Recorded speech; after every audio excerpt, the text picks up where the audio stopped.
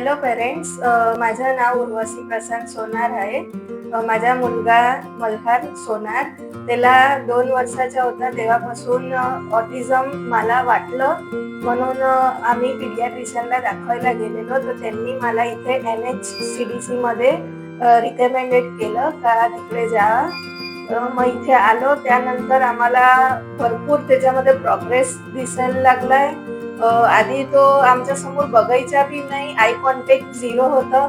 तो एकदम इम्प्रूव्ह होऊन गेलाय. त्याची स्पीच पण आता हळूहळू येऊन राहिली आहे आणि पॉइंटिंग बी करतोय छान. NHCDCची जी टीम आहे बडोद्याची, ती आम्हाला खूप सपोर्टिव्ह आहे.